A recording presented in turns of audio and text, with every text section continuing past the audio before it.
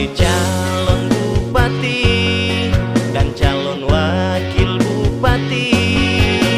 Limi moko dompit welti maling torang pilih. Ya, terima kasih. Saya Limi Moko Dompit. Ya. Saya merupakan putra Bolang Mongondo yang lahir di Bolang Mongondo, dan sejak saya kecil ya, saya sekolah dari SD mulai di Dumogaraya Imandi, ya, kemudian SMP-nya Wardi Agung, tapi sebelumnya kita sempat pindah ke Bolang Mongondo Timur, kala itu Kecamatan Kota Bungan. Nah, saya menamatkan SD di Kota Bungan ketika itu tahun 70-an, dan saya menyelesaikan SMP di Wardi Agung, tepatnya di Kecamatan Dumoga Tengah saat ini, dan melanjutkan pendidikan saya ke Sekolah Pertanian Menengah Atas di Manado, Kalasih saat ini.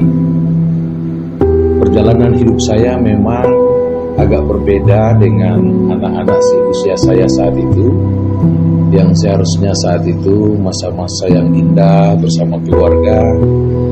Tapi saat itu orang tua saya selaku anggota Polri ya, saat itu meninggal dunia di saat yang masih muda, dan meninggalkan kami anak-anak 6 bersaudara. Saya yang paling tua dari 6 bersaudara. Jadi yang membesarkan kami adalah ibu kami, seorang rumah tangga dengan pensiunan yang sangat pas-pasan saat itu, hampir tidak sampai sejuta, barangkali 700-600 ribuan ya, menghidupi kami 6 orang anak dengan seorang ibu yang notabene-nya sebagai ibu rumah tangga, dan dia membesarkan kami dengan serba berkekurangan.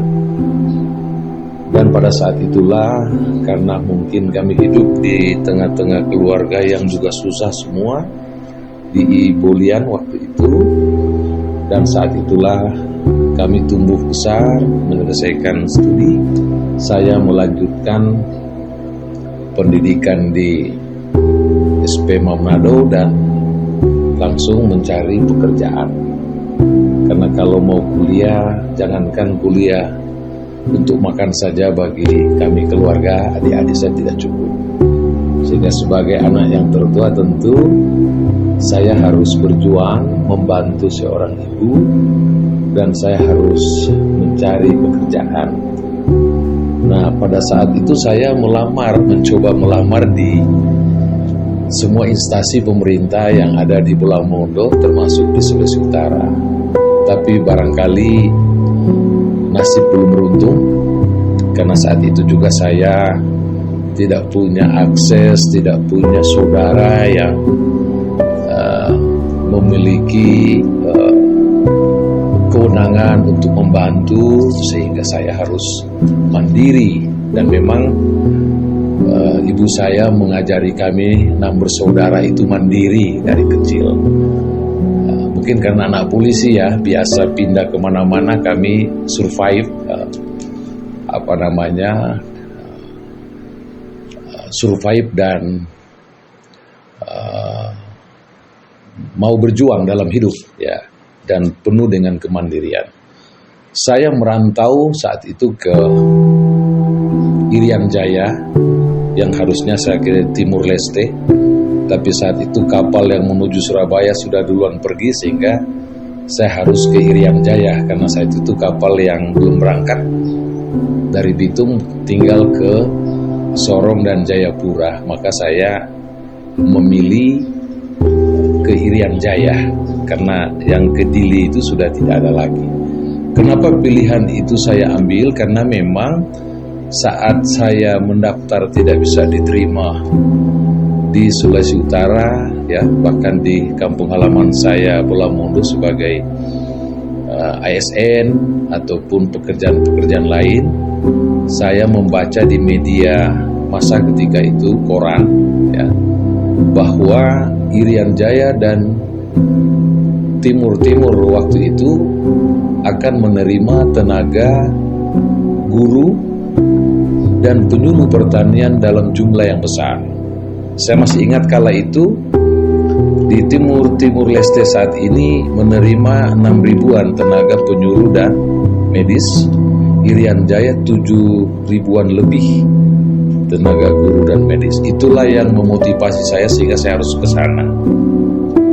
Dengan berbekal ijazah dan semangat karena ingin mencari hidup, mencari pekerjaan demi menghidupi ibu dan adik-adik, saya harus meninggalkan mereka semua yang saat itu saya harus pisah dengan keluarga, adik-adik dan orang tua saya. Dan alhamdulillah setibanya saya di Irian Jaya, saya cepat mendapat pekerjaan. Dari 5 lamaran saya yang diterima, hampir semua diterima, dan saya memilih menjadi seorang ASN. Karena saat itu memang di Irian Jaya masih sangat kurang tenaga guru, tenaga penyuluh yang akan disebarkan di seluruh wilayah Irian Jaya. Nah, saya beruntung saat itu karena hanya 2 bulan saya langsung dipanggil menjadi tenaga honorer dari provinsi, dari Kanwil Pertanian Irian Jaya.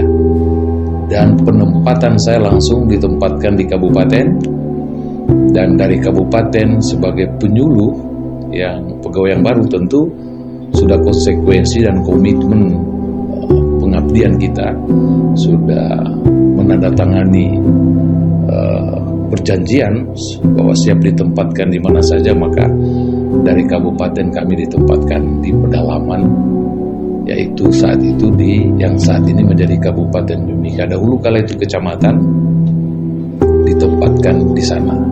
Saat itu Timika masih termasuk kategori pedalaman karena wilayahnya masih terisolir dan belum semaju saat ini. Disitulah saya berkarir, dan di sanalah saya menapak karir saya dari bawah, dari seorang penyuluh pertanian, mengabdi bersama teman-teman saya, dan akhirnya saya pada sampai ke puncak. Saya menjadi ASN, saya dipercayakan menjadi koordinator penyuluh pertanian kecamatan, jadi kepala BPP kecamatan, Balai Penyuluh Pertanian, lantas kemudian dipercayakan lagi sebagai kepala cabang dinas kecamatan wilayah Kabupaten Pakpak. Kemudian karir saya terus menaik sampai saya menjadi kepala Balai Informasi Penyuluhan Pertanian. 2 tahun kemudian saya juga dipercayakan menjadi kepala kantor Informasi Penyuluhan Pertanian dan Ketahanan Pangan, dan langsung juga sampai ke kepala dinas pertanian, tanaman pangan dan horti. Nah, disitulah saya menapaki karir saya di birokrasi puncak. Karir saya saat itu menjadi pejabat eselon 2, dan saya termasuk salah satu dari sekian banyak pejabat eselon 2 yang beruntung karena saya hampir 20 tahun lebih menjabat sebagai eselon 2 di kabupaten. Pada tahun 2011 saya mencalonkan Bupati Pulang Mongondo, pemenang kedua belum beruntung, dengan membawa visi misi saya membangun Pulang Mongondo berbasis sumber daya alam yang kita miliki, karena memang tujuan saya bagaimana ekonomi masyarakat Pulang Mongondo itu maju, naik ya kesejahteraannya. Lantas kemudian saya kurang beruntung, sebagai pemenang kedua saya kembali melanjutkan tugas saya sebagai seorang ASN di Provinsi Irian Jaya, karena ketika itu waktu saya mencalonkan itu belum ada aturan mengundurkan diri dari ASN, baru dari jabatan. Jadi saya memang diuntungkan juga. Akhirnya saya kembali lagi ke Irian Jaya dikembalikan lagi jabatan saya sebagai Kepala Dinas Pertanian dan Perkebunan. Waktu itu sudah berubah nomenklaturnya. Pada saat saya menjabat itulah saya terus melakukan komunikasi dengan keluarga, masyarakat Pulau Mongondo. Jadi tidak terputus komunikasi, saya tetap jalan, saya tetap sering pulang dengan keluarga ke Pulau Mongondo. Bahkan saya punya rumah juga ada di Pulau Mongondo, ya. Saya sering lebaran, berlibur dengan anak-anak dan keluarga, sehingga secara secara kultural, secara persaudaraan atau kebersamaan itu tidak pernah luntur, tetap terbangun komunikasi dengan keluarga dan sahabat saya di Pulau Mongondo, termasuk para simpatisan relawan militansi saya yang 2011 yang mengusung saya. Nah, rupanya perjalanan waktu itu, sebelum saya pindah ke Sulawesi Utara, saya sempat menjabat Kepala Dinas Lingkungan Hidup Kabupaten Timika. Nah, pada tahun 2020 maka saya kembali ke Sulawesi Utara di sisa umur saya untuk melakukan pengabdian kepada Bolang Mongondo, tanah kelahiran saya, dan akhirnya saya dipercayakan oleh Gubernur Provinsi Sulawesi Utara Bapak Oli Dondo Kambi sebagai Kepala Dinas Lingkungan Hidup Provinsi Sulawesi Utara. Nah, kurang lebih setahun, masuk tahun kedua, perjalanan karir saya, pengabdian saya, integritas, loyalitas yang dinilai pimpinan memenuhi syarat dan mumpuni untuk sebagai seorang calon kepala daerah, sehingga saat itu saya juga kaget, ya, tiba-tiba saya harus ditunjuk sebagai penjabat Bupati Bolang Mongondo 2022 pada bulan Mei di Kabupaten Belamu. Saya juga kaget, saya dipercayakan. Nah, berarti tentu bagi kami seorang pegawai itu kan akan dinilai profesionalismenya, loyalitasnya, integritasnya, komitmennya, terutama komitmen moral kita untuk sebagai seorang pelayan, sebagai seorang aparatur sipil negara. Dan karena itu tugas negara oleh Bapak Menteri Dalam Negeri melalui Bapak Gubernur, maka saya katakan siap untuk mengabdi. Dan 2 tahun kemudian saya datang ke Bolang Mongondo dengan penuh suasana kekeluargaan, penuh keharuan dari seluruh masyarakat, baik keluarga, sahabat, teman-teman, ya, dan seluruh masyarakat pertanian, terutama para petani, peternak, pekebun, nelayan, pedagang. Ya, mereka merasa sangat terharu dan bahagia menjemput saya karena mereka, harapan mereka, impian mereka seorang pemimpin yang memiliki pengalaman di bidang pertanian itu datang kembali ke Bolang Mongondo. Sehingga saat itulah saya mengabdi selama 2 tahun. Saya mengabdi selama 2 tahun itu ada beberapa agenda daerah yang belum terselesaikan ketika itu, ketika peralihan jabatan dari pejabat lama ke pejabat yang baru. Maka saya mendapat masukan dari beberapa SKPD bahwa masih ada 5-6 persoalan yang belum terselesaikan di Kabupaten Bolang Mongondo saat itu. Yang pertama menyangkut tapal batas yang ada di CRPM. Nah, itu kurang lebih 5-6 tahun tidak ada titik temu dan mengalami kebuntuan dari kedua kabupaten Polsel dan Polmong. Dan alhamdulillah di masa kepemimpinan saya bersama-sama dengan Bupati Polsel Pak Iskandar Kemaru, kami duduk bersama membicarakan bagaimana kita selesaikan. Karena kalau ini kita selesaikan dengan baik, maka imbasnya, dampaknya akan mensejahterakan rakyat. Saya katakan mari kita sama-sama selesaikan. Kita menghadap Pak Gubernur, kita menghadap Pak Menteri, dan kita selesaikan. Dan alhamdulillah di kepemimpinan saya, alhamdulillah penyelesaian sengketa tapal batas selesai, dan kita serahkan kepada Menteri Dalam Negeri untuk memutuskan. Karena kebutuhan-kebutuhan yang kami dapatkan di daerah ini tidak bisa kita diamkan. Karena kalau ini semakin lama didiamkan, maka kerugian daerah kita akan semakin besar.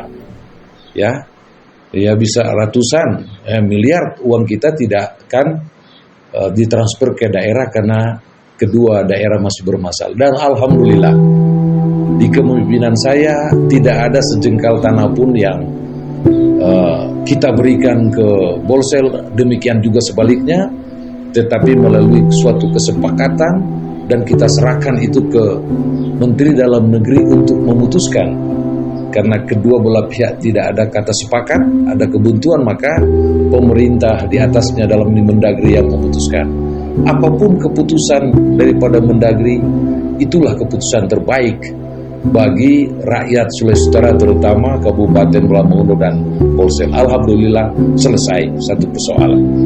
Persoalan kedua menyangkut ganti rugi yang ada di Mopugat. Itu kalau tidak diselesaikan maka akan berimbas kepada konflik horizontal. Ketika itu kita menghadapi legislatif, pilpres sudah menjadi keharusan dan kewajiban saya sebagai penjabat harus menyelesaikan persoalan-persoalan itu. Dan alhamdulillah juga di dalam kepemimpinan saya persoalan itu kita selesaikan ganti ruginya, dan rakyat yang ada di Mopugat, keluarga masyarakat yang ada di Pebundayan, di Pasi Barat, Bilalang, alhamdulillah hak-hak mereka yang kurang lebih 15 tahun mereka terima, dan situasi menjadi aman, nyaman, dan terkendali saat ini. Kemudian persoalan P3K, ya, banyaknya tenaga-tenaga honor yang sudah berpuluh-puluh tahun, bahkan ada 20 tahun, 25 tahun, ya, dan banyaknya angkatan kerja kita yang anak-anak kita yang menganggur.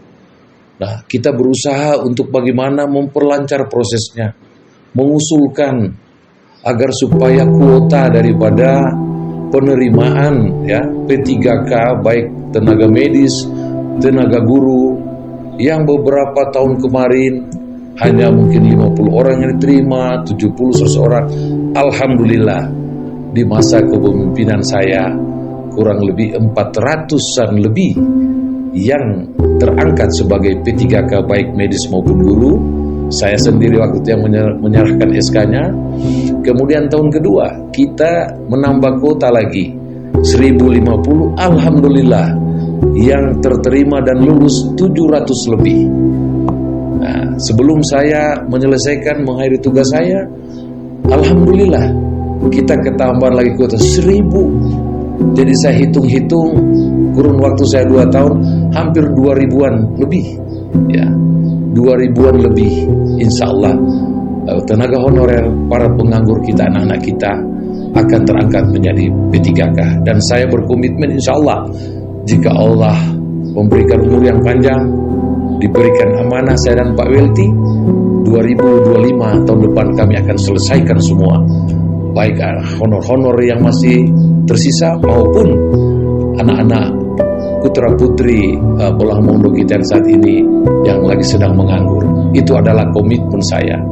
Apalagi saya sebagai seorang birokrat, orang pemerintah yang memahami benar bagaimana prosedur mulai dari rekrutmen, pengangkatan sampai mempekerjakan anak-anak kita di lingkungan pemerintah daerah.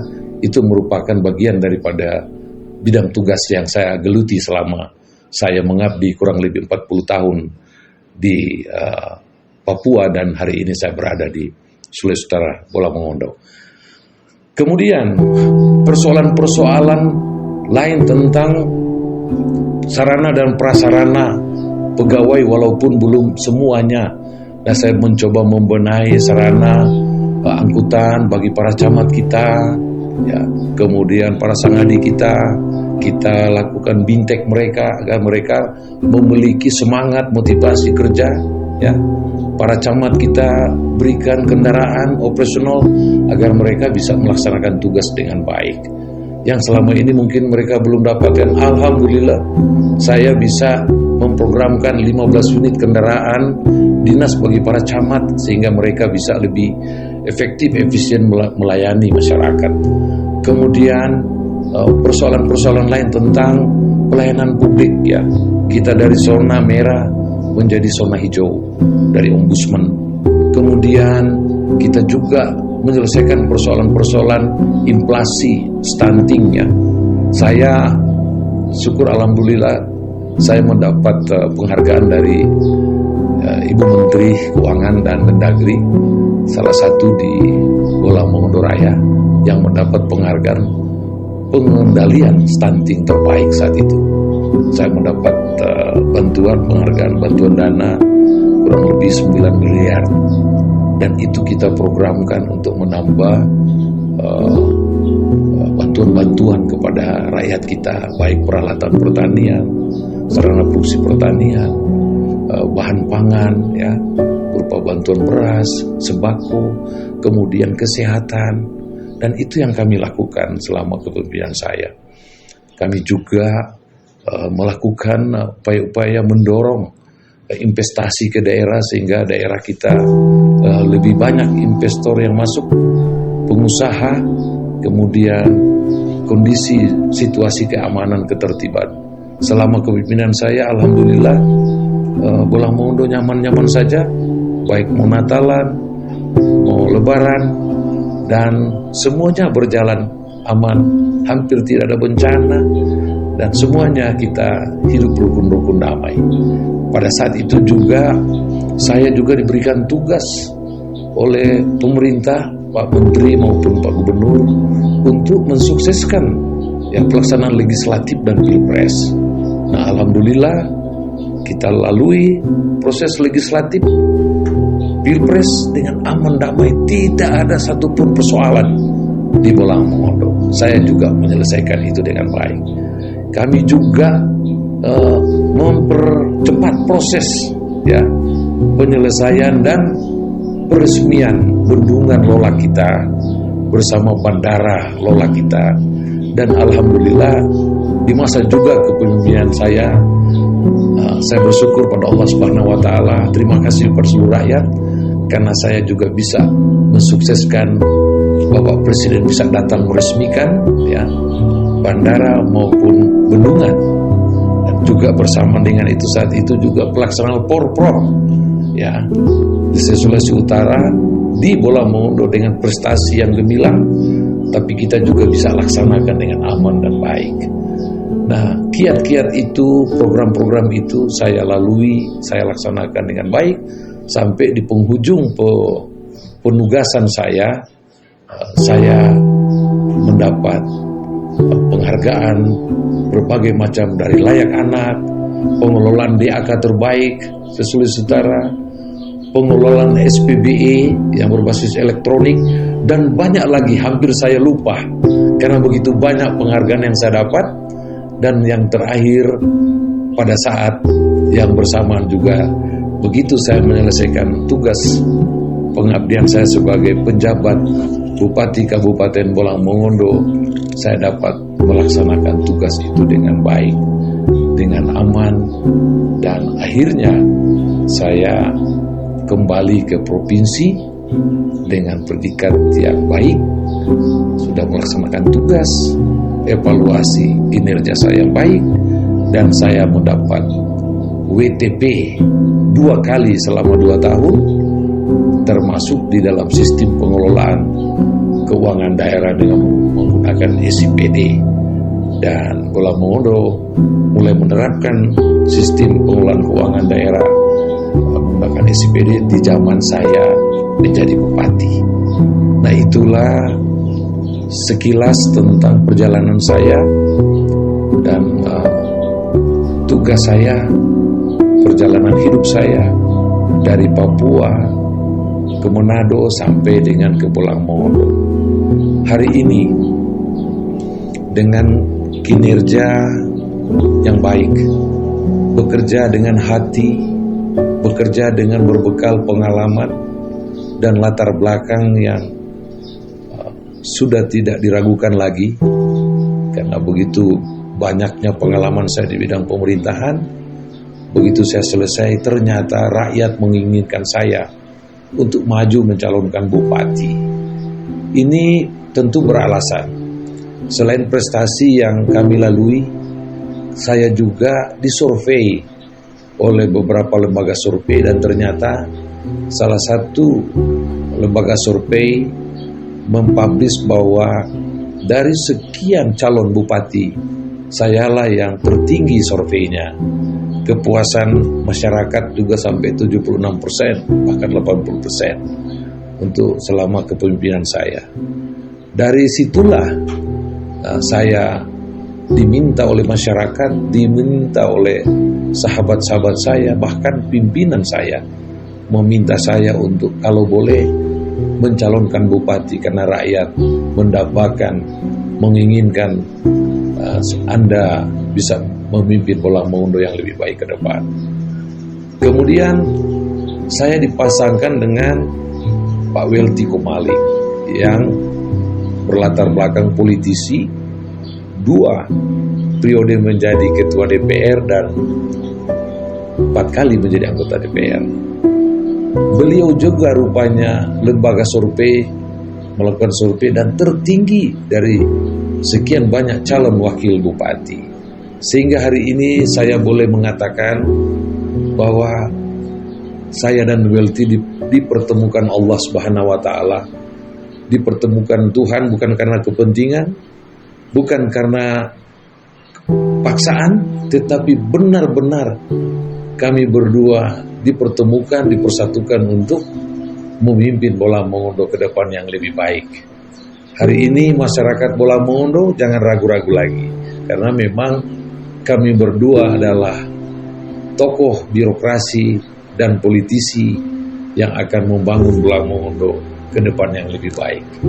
Saya kira itu sekelumit tentang perjalanan singkat hidup saya. Dan hari ini saya memiliki seorang istri, 3 orang putra-putri, kedua anak saya, satu sebagai ASN, karyawan PT Freeport Indonesia, dan 1 dipercayakan rakyat, diberikan amanah sebagai anggota DPRD Provinsi untuk menyampaikan aspirasi dan harapan-harapan rakyat BMR. Istri saya sebagai seorang ASN, dan alhamdulillah kami keluarga saat ini dalam keadaan sehat, dan insya Allah dukungan keluarga ini, doa, dukungan, insya Allah akan dijawab Allah Subhanahu wa Ta'ala.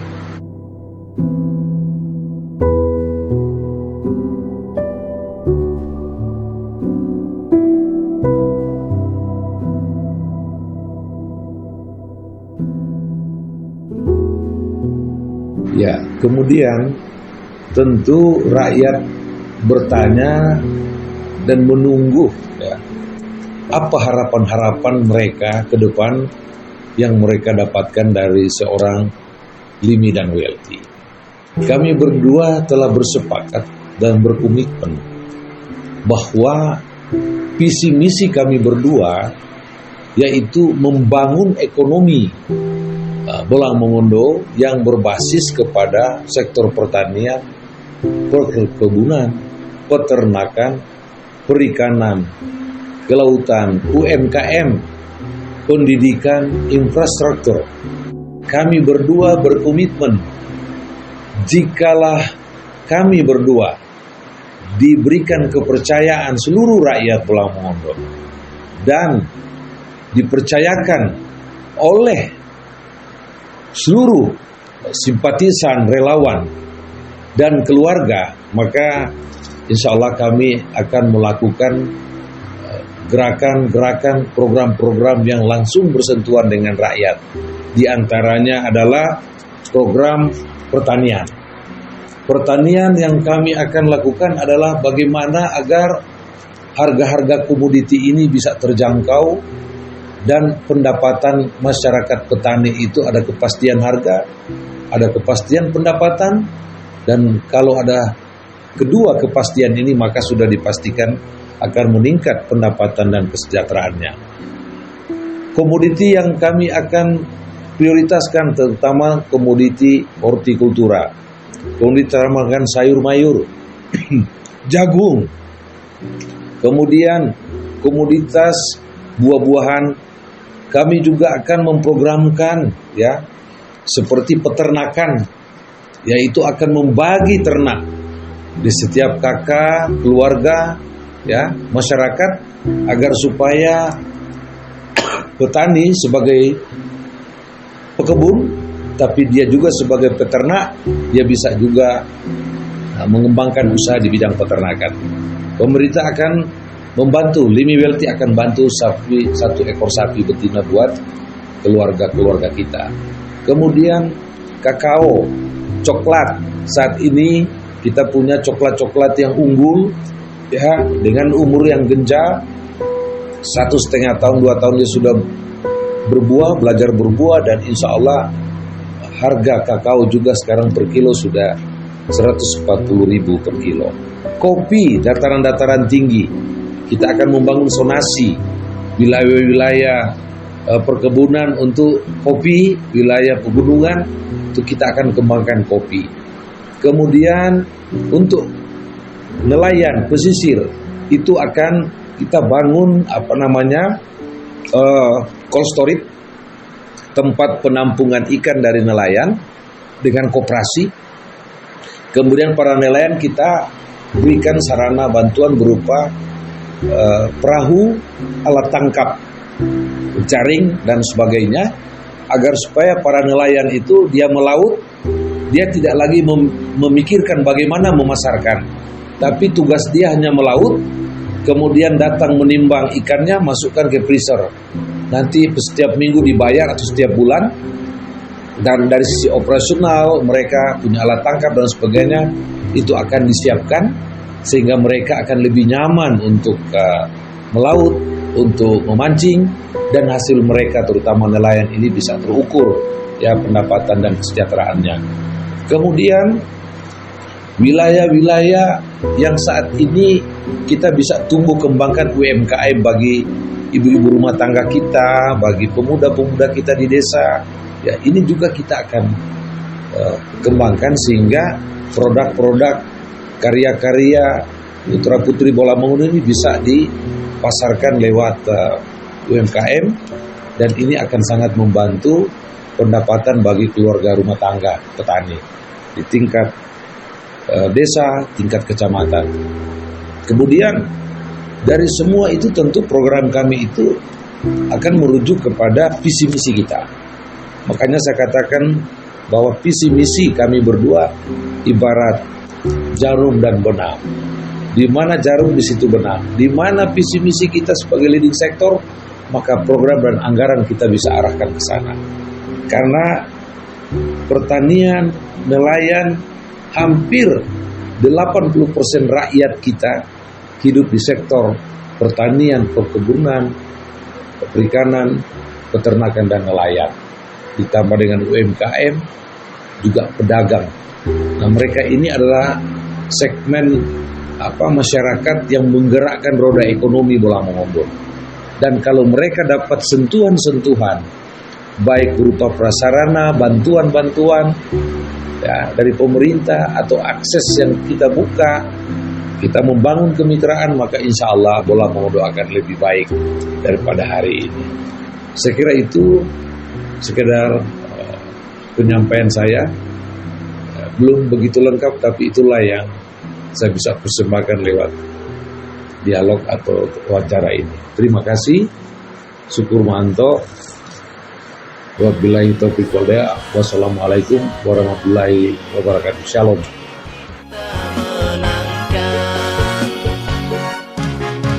Bulan November nanti, jangan lagi mau kalah